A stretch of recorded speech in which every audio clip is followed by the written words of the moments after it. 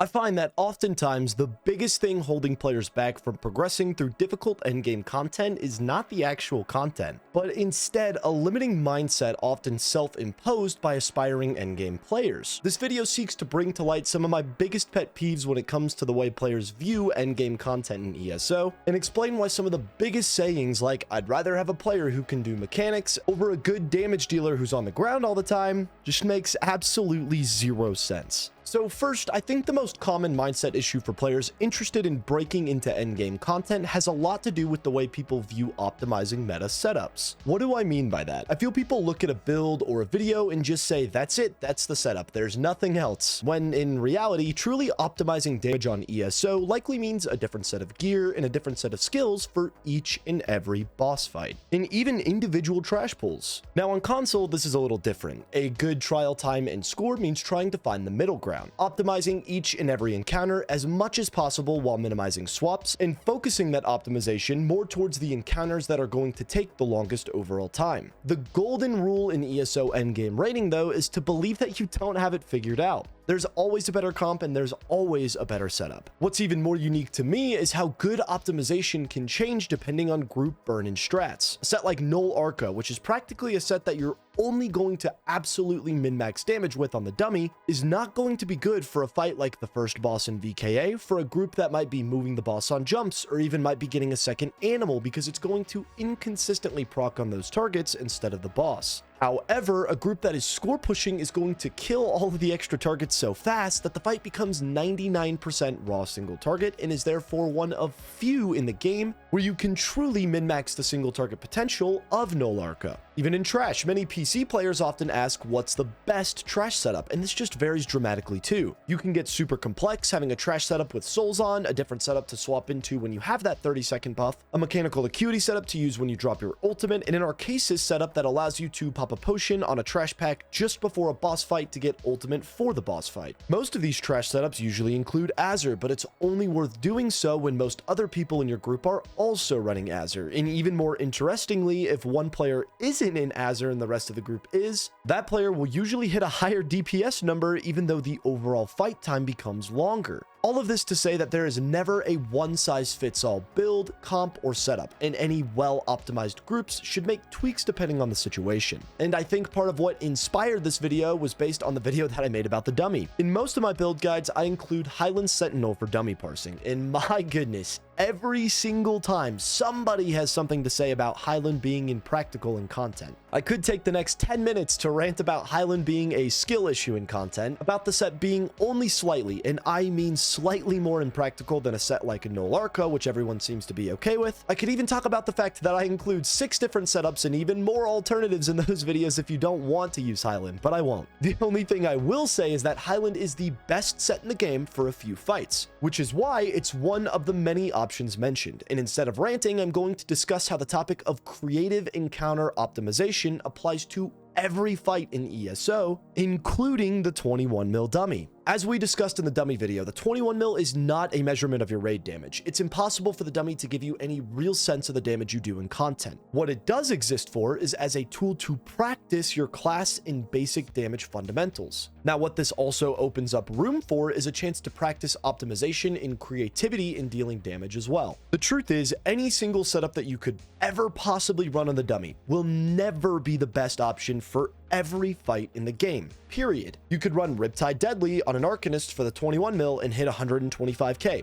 But guess what? This is not the best setup for Boss A, Reef Guardian, the Snake in VRG, the Spider in VHoth, any fight in Lucent Citadel, and the list goes on. AoE fights demand Riptide Azure, and short fights like the Snake are optimized with mechanical acuity. Even for strict single target fights, Deadly Riptide isn't always the best. Damage in VKA is in fact maximized with Highland Sentinel, and I've even seen Null Arca plus Rune Carver being used specifically and only in VKA for the Arcanist. So why bother limiting what you're allowed to run on the dummy because of its quote-unquote applicability in real fights? Instead, if you treat the dummy as its own unique encounter, you open up your mind to a whole new world of optimization. You get to start testing some things and see how your train of thought either does or doesn't make sense. And most importantly, why it does or doesn't make sense. It's good creative practice in a controlled and easy to measure environment. Let's get even more controversial.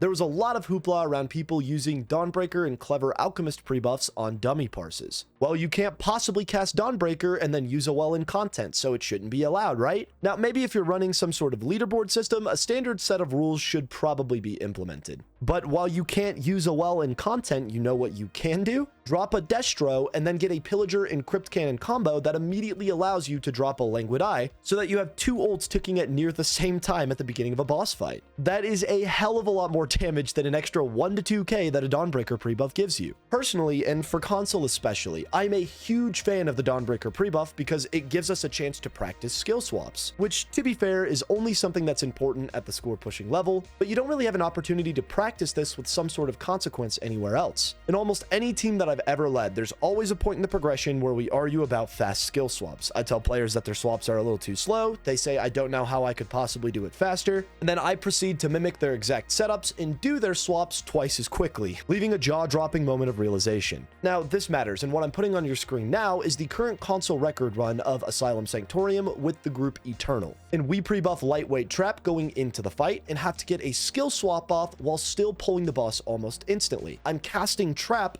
as the tank counts down from 3 and getting the swap off to still have time to tab target and pre-buff Endless Hail as we get into the fight. In a score push like Vass, where records tend to be literal seconds off of each other, every extra bit of damage matters, no matter how minuscule. It has a major impact. Meanwhile, on PC, you have score pushers finding new sets to pre-buff fights with every patch, whether it be Clever Alch pre-buffs, the old Glyphic pre-buff, the Maelstrom Bow pre-buff, and so many more. So, in my opinion, this is yet another way that players can practice clever and creative tricks to increase their damage further. Comparing content in the 21 mil is just never a good idea. You can do things in content that you can't do on the dummy, and you can do things on the dummy that you can't do in content. Orient your mindset with rating and ESO more towards optimizing each and every encounter, as opposed to limiting what you can and can't and what you should and shouldn't be doing in each fight. The next big topic that I want to talk about is inspired a lot from the comment sections of that dummy video. There were so many people who agreed with the idea. I would rather have somebody who can do mechanics and live than somebody who can do damage but is a carpet. This idea alone is maybe one of the most self-destructive mentalities that an aspiring endgame player can have. While this isn't a terrible thought on paper, the goal is not to be either one of these players, and orienting your progression strictly around staying alive is maybe the #1 reason progs on console especially can take so long. Guys, the goal is not only to progress mechanics in a way that allow you to consistently survive, obviously, but your progression should also entail learning how to orient your damage around these mechanics as well. There is not a single fight or mechanic in the game that should ever keep you from maintaining solid time on target on the boss. Starting with a simple example, if you're an Arcanist on the first boss in VKA, and you cancel your beam to block a meteor as soon as you see the mechanic channeling. You see the meteor, you sit there and you block for 2 or 3 seconds. Sure, you live, but if you do this, it doesn't matter. That action is detrimental to the team's fight and progression. This means that you learn the mechanic incorrectly, and simply living doesn't mean that you're performing well. What you should attempt to do instead is understand the timing of meteors with your group's damage and learn how they line up with your rotation. They don't happen at random times. They happen at the same point in the fight every single time, guys, as long as the damage is consistent and you're past the point of just progressing the clear. So what I would do instead is, if I knew the meteor mechanic was coming, instead of wasting 3 Crux on a beam, I might block cast, reapply a couple of dots a little early, and if nothing needs to be reapplied, try to block cancel flail for a little extra burst damage, and then hit beam when the meteor finishes. A slightly more complex example, on Boss A, if you cancel your beam to roll dodge away from a curse, you have not properly progressed the mechanic. Instead, you should know roughly what the curse patterns are, and you should always know where they're coming from. And if you pay attention to these 2 things, there is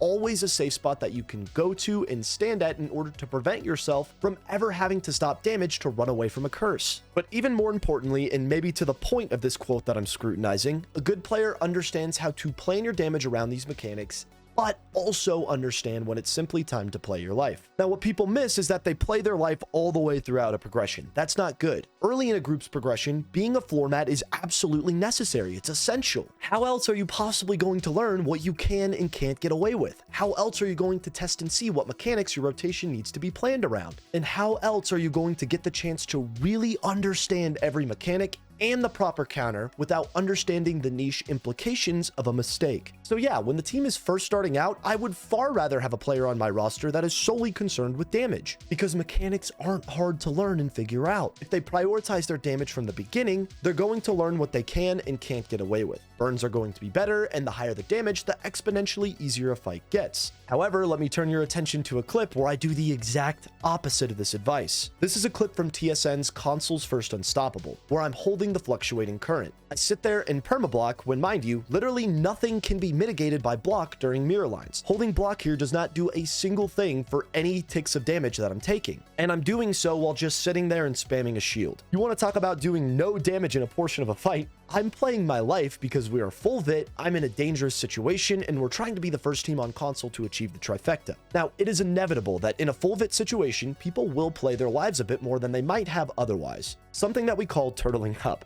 This oftentimes is one of the easiest ways to lose a trifecta. When your group is used to a certain burn, you're used to a certain series of mechanics in a certain order, and getting more mechanics than what your group has actively progressed can be extremely dangerous and hard to adapt to. However, this group still killed the boss far faster than most even PC teams will in a patch presently that has higher damage than the patch that this trifecta was achieved. This is because when you make damage a priority early on, and you allow yourself to die to anything and everything for the sake of limit testing mechanics, truly learning and understanding the absolute limit of what you can and can't take, you become far less likely to turtle up to things that you don't need to unnecessarily turtle up to. The rest of the fight rotation is pretty solid, so taking 5 seconds to play my life in a 3-minute encounter if I don't turtle up to anything else becomes a smart balance between these two sides that players like to polarize: doing damage or doing mechanics. When you're learning, please make any and every mistake that you possibly can in the name of damage, so that when it's time to lock in on death resets, you're far more confident and far more prepared in knowing what you actually can take mechanically, and therefore less likely to turtle up and cause a wipe due to inconsistent damage. And in doing so, you never end up being a player that can only do one or the other. You're now a player that can do damage, but also knows when it's time to properly sacrifice a small amount of damage in the name of playing your life. But these mindset issues are just one of many things that I think hold players in ESO back from being able to efficiently progress endgame content. In fact, one of the most important tools players have for progression is also perhaps the most misunderstood tool in the game. And this is a topic that I dive into in this video that you should check out next.